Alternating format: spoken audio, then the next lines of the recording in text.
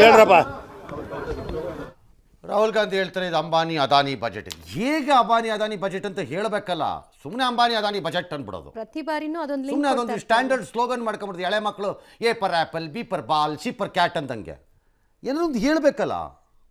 ಹೌದಲ್ವಾ, ನನಗೆ ಈ ಲಾಜಿಕ್ಕೇ ಗೊತ್ತಿರಲಿಲ್ಲ. ಹೀಗೆ ಕಾಂಗ್ರೆಸ್ದು ಪ್ರಣಾಳಿಕೆ ಕಾಪಿ ಹೊಡೆದಿದ್ದಾರೆ ಅಂತ ಯಾರೋ ಹೇಳಿದ್ದಾರೆ. ಸಂತೋಷ ಪಟ್ಕೊಳ್ರಿ. ಚಿದಂಬರಂ ಸರ್, ಸರ್ವಾಧಿಕಾರಿ ಮೋದಿ ಅಟ್ಲೀಸ್ಟ್ ನಿಮ್ದಾರು ಕಾಪಿ ಹೊಡೆದಿದ್ದಾರಲ್ಲ. ಅದೇನ್ ಮಾತಂತ ಹೇಳಿದ್ರಿ ಸರ್ ನೀವು?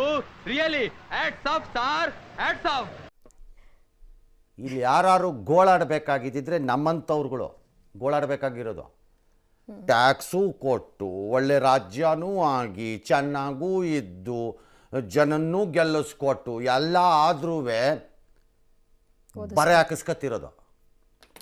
ಅಯ್ಯೋ ಅಯ್ಯೋ ಯಾವ್ದಪ್ಪ ಗೊತ್ತಾಯ್ತಿಲ್ವಲ್ಲಪ್ಪ. ಅಯ್ಯೋ ಅಯ್ಯೋ ಏನಾಯ್ತದೋ ಬಿಡ್ತದೋ. ಕಾಂಗ್ರೆಸ್ ಮತ್ತು ಪ್ರತಿಪಕ್ಷ ಇದು ಮೋದಿ ಕ ಕುರ್ಸಿ ಕ ಬಜೆಟ್ ಬಚಾವ್ ಬಜೆಟ್ ಕುರ್ಚಿ ಉಳಿಸ್ಕೊಳ್ಳೋಕೆ ಅವ್ರ ವಾದ. ಸೊ ಈ ಮೂರು ವಾದಗಳನ್ನು ನೀವು ತುಲನೆ ಮಾಡ್ಕೊಳ್ಳಿ. ನನ್ನ ವಾದ ಇಷ್ಟೇ. ಇದಕ್ಕೆ ಮೋದಿ NDA ಸರ್ಕಾರಕ್ಕೆ ಎರಡು ಮೂಗುದಾರಿಗಳು ದರ ದರ ದರ ದರ ಎಳೀತಿದ್ವು ಅನ್ನೋ ಕಾರಣಕ್ಕೆ 2 ರಾಜ್ಯಕ್ಕೆ ಹೋಗಿದೆ. ನನಗೆ ಯಾರೋ ಫೋನ್ ಮಾಡಿ ಕೇಳಿದ್ದು, ರಂಗ ಅಪ್ಪಿ ತಪ್ಪಿ ಇಂಡಿಯಾ ಅಲಯನ್ಸ್ ಸರ್ಕಾರನೇ ಇದ್ದಿದ್ರೆ ಎಷ್ಟು ಪಕ್ಷಗಳು ಮೂಗುದಾರ ಕೇಳಿತಿದ್ವು ಲೆಕ್ಕ ಹಾಕೋ ಅಂತ. ಹಾಗೆ ಎಷ್ಟು ರಾಜ್ಯಗಳಿಗೆ ಎರಡೇ ಪಾರ್ಟಿ, ಹಂಗಾಗಿ 2 ರಾಜ್ಯಕ್ಕೆ ಸೀಮಿತವಾಗಿದೆ ಈಗ. ಅಷ್ಟಕ್ಕೆ ಸಂತೃಪ್ತಿ.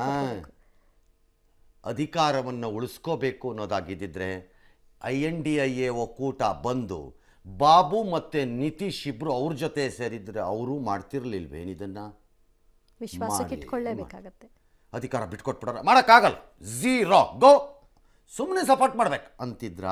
ಇಲ್ಲ, ಚಾನ್ಸೇ ಇಲ್ಲ, ನೋ ವೇ. ಅವರು ಗೋ ಅಂದಿರ್ತಿದ್ರು. ಈ ಎಲ್ಲ ವಾದ ಪ್ರತಿವಾದಗಳ ಹಿನ್ನೆಲೆಯಲ್ಲಿ ಬಿಹಾರಕ್ಕೆ ಆಂಧ್ರಕ್ಕೆ ಸಿಕ್ಕಿದ್ದು ಹೀಗೆ. ಮತ್ತೆ ಭೇಟಿಯಾಗೋಣ. ನಮಸ್ಕಾರ.